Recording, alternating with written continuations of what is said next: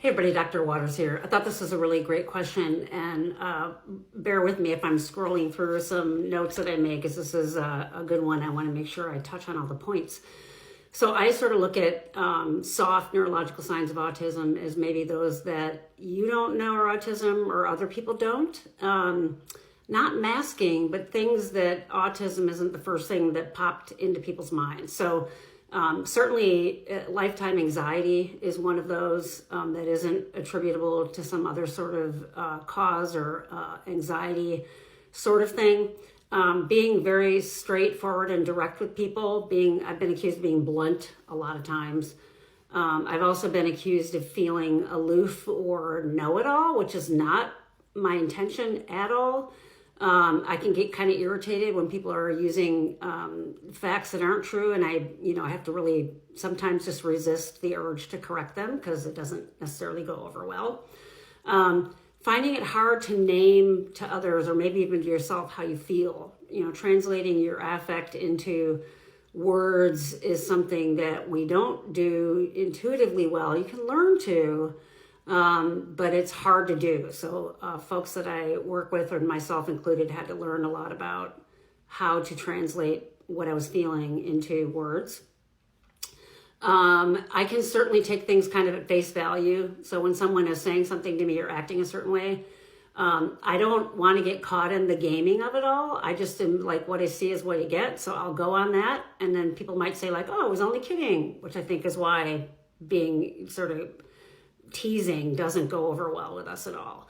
But I'm like, well, you told me one thing. But I meant something else. Like, how am I supposed to read your mind? So expecting just straightforward communication, and then we actually don't necessarily get that from others for sure. Some people can avoid eye contact, others don't. I noticed early in my own work that I looked at people's mouths a lot, noses, other parts, and you really can't tell if you're not looking at them in the eyes. Noticing really small patterns in things, or just patterns in things in general, tending to see sort of how things connect.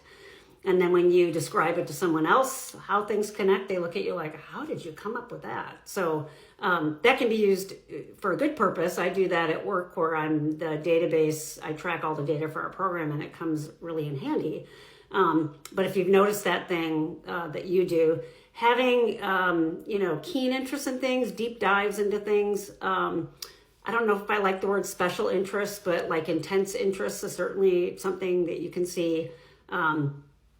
Other more like neurological signs can be everything from anxiety to gut issues that are probably anxiety driven.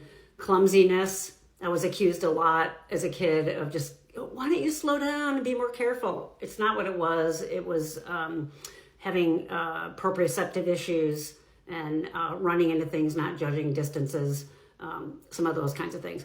And then really more internally, and maybe other people don't know, and you may even hide these, is repetitive things. I used to count in my head. I used to visualize sort of doing things on either side of something as almost an OCD-ish way to kind of manage my affect. But when I work with people around trying to figure out if they're autistic, I don't just give assessment measures. I do a lot of clinical interviewing, and I want to know about their internal world. So are there things internally that are going on that aren't necessarily tested? Like, are you continually doubting yourself? Are you always feeling like an outsider or an alien with other people? Are you feeling like your jokes don't go over well and then people accuse you of being inappropriate? Some of those kinds of things. So those are the kinds of things. I'm sure there's more. If people want to add to the list and the responses, please feel free. That would be great. If we can all share things that we know are kind of like these soft signs of autism. All right. I hope this helps. Bye.